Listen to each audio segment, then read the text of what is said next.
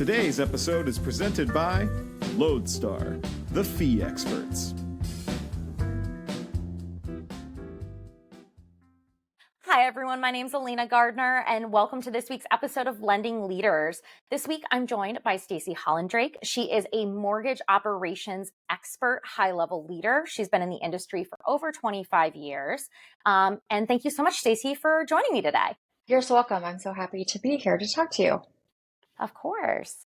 And I always ask this question when we kind of start out is, what is your experience in the mortgage industry been and what does that look like for you? Yeah, so I have been in the mortgage industry for about 25, 26 years. For the majority of my career, I have been in operations. I started out as a processor, did origination, underwriting, and I've been managing operations for some time. I took a brief stint in managing software development.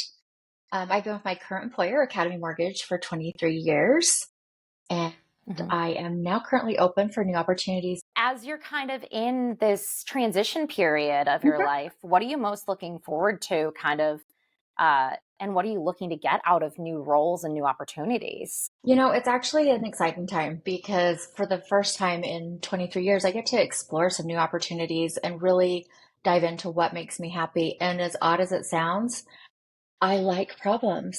I like to find out where things are broken or where the stickiness is, like why we do things a certain way, because we need to be automated. We need to move forward. Our industry's kind of lacked a little bit in that. So I'm really hoping to find a place that lets me come in and utilize my 25 years of experience to help find the stickiness and help people get fixed. With my background in IT and operations, I think it can really help merge that language gap that a lot of times IT professionals have with us mortgage professionals. But we all know that, we've got to move forward with automation and streamlining. And that's how actually I met you guys. So, yeah. And I think it's having the ability to explore new opportunities is so exciting, right? And I think that's one of the things that, as I entered mortgage and got to explore this world for the first time, it was so fun. And, you mentioned puzzles. So I am a huge game person. So is that something you do in your regular life? And what would you say, like, how do you relate your jobby job to kind of like that fun puzzle solving person? I would love to say I'm a fun solving person in my personal life, but I am probably not.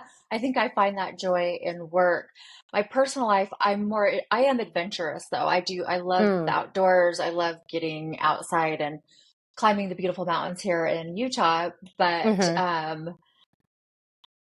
as far as puzzles, there's a little bit of puzzles and like rock climbing. Do a little bit of rock climbing. Rock climbing is you have to see your journey.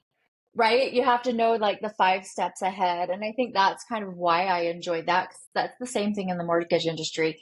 You have to, not just solve this step, but you have to solve the next 30 down the line. And so I think maybe my adventurousness helps play into that as well, into work. Yeah. And I think it's so fun to me. I love strategy and I am a huge board game person. So I always it's something that I enjoy a lot. But I think it's so important with your experience, going back through what has been, maybe some of the smaller jobs that you've had. What has been your favorite role over the 25 years you've worked in mortgage? Oh, that's a hard one because there's different aspects that I've loved. And I like to tell everybody that I really loved underwriting and operations management, from underwriting all through closing. But I've had to go way back. I really liked the role of a processor. I liked that you were building something, that you were creating a loan for somebody. I felt like I got really good value and I was like building something. And it was back in the day of paper files, right? So you start with this little file and I got to build all these different aspects and then tell a story about why this loan works. So I found a lot of great pleasure in the building of that. And then I got a lot of contact with the borrowers. So knowing that you are helping somebody at the end of that made it so much more worthwhile. Later on in my career, I've really helped taking the skills that I've learned and helping other people build on their careers. Mm-hmm. and enjoying see other people progress and move up and mentor future leaders into roles, and then seeing this how we've all transitioned in the industry and seeing people grow and move into really awesome careers where they're really Yeah. utilizing their skill set. That's now where I like to build as well. So Yeah. I guess I'm a builder. Yeah. I mean, that makes a lot of sense. And I really love, you touched on mentorship. If someone is looking for the first time to get a mentor or be a mentor, what advice would you give them in their process to do that? My first advice, and I've learned from trial by error on this, is you can't assign a mentee to a mentor. It doesn't Mm, always necessarily work. The best mentorships that I have found is when people have come to me looking for specific areas or skills that I'm good in. And then hmm we get to form more of a personal relationship so that we have an understanding of where we want to go. I've been assigned people in previous roles like, hey, you're going to mentor this person. And it didn't really mesh well. We weren't didn't have any similarities, career path. What I was doing with what I've done in my career or where I could have helped them grow with other roles wasn't necessarily where they wanted to go. But it wasn't a great fit. So I'd say your first thing is pick somebody that you actually can see yourself in. You're going hmm to find a lot more interaction from that. I've done several programs where, we've got to have potential mentees interview us to figure out our career path, what we like to do personally, hmm and, things that we've overcome in the past. And from that, I've been able to actually mentor people on a more personal level and have continued on even outside of our professional environment that have continued those mentorships because it's built more on a framework of friendship and trust. So I hmm would say pick somebody that and in the field that you want or adjacent to the field that you want, not necessarily exactly the same thing. But if you wanted to be in operations leadership, regardless of the company, find somebody that's done operations leadership. Yeah, I think that's really important. I've done some strange mentorships over the years. I've done like some I did the MBA mentorship program, and I've it actually worked out really well. I've had some great people, Hmm. but I didn't think, I was like, I don't know how much I'm going to have to offer you, right? Because Right? that's always a concern. Thankfully, also the MBA program is only like 3 months at a time, so you do 3 sessions. So if it isn't a fit, you're kind of like, well, there is a predestined end date on this, which is Oh, okay. nice. That is Um, that is nice. that is nice. So that was one thing that I really, you know, what can I offer someone who's an internal auditor or something along those lines, right? Right. That's a really tough thing because I'm a sales and marketing leader, right? And that's what I do. That's what I understand. And there's some things that like self promotion and understanding how to work yourself Yes. through a system and all that. That's a different conversation, right? And that's what we worked on versus, Yeah. day to day. But it Finding the things was you can help them with. exactly. And I think that's also Yeah. important too, is like if you find someone you mesh really well with and maybe they're not in your same field, but you like some of the things you're doing, then you can take Yes. some mentorship from them, right? But they might not be Absolutely. your primary mentor. I did that with IT mentorship. I am not an IT Mm-hmm. professional. I did find myself in the IT world for several years. And so I was doing a women in tech mentorship. And it was very interesting because I'm like, I'm not going to sit down and teach you how to code or help you develop your skills or help you, but I can help Mm-hmm. you learn how to showcase your skills Mm-hmm. and how to present yourself as, a contributing member of a team and how to be a team player and how to lead other future female leaders, which I think was a really big gap in women in IT. So that one was Oh, yeah. really beneficial for me as well because I got to look at it from a completely different angle than previous mentorships. That if they were looking into more getting into leadership and collaboration and cross functionality collaboration, they got that more from me. And if they needed somebody that was going to teach them to be the best engineer ever, that was somebody else. Yes. I'm really good at soft skills. Yes, I am your soft skills person. If you I'm your soft skills hands on person. keyboard, maybe no. Yeah, I'm not a coder in any way, shape, or form. And I think, Yeah, but no, having an me either. understanding of IT is, I think, becoming more and more important for uh, mortgage operations leaders, right? I've been talking with Absolutely. lenders specifically about, uh, the Encompass migration, right? Moving on to Encompass Web and EPC and all of those pieces, right? Which is huge right now. Yes. And just realizing that, as a lender, you have to be very well versed in technology processes and then also Yes. all of the regulations and all of the things that make up mortgage, right? To compete in this Yep. market. What do you It all feel comes like together. it all comes together? And so what is your favorite thing that you took from IT that you felt impacted how you do your job, right? Probably the most impactful was, first of all, the time it takes to build something.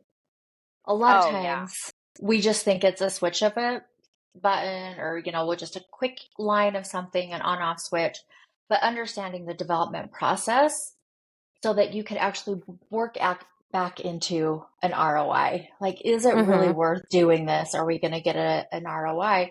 Because a lot of us don't deal with like billable hours.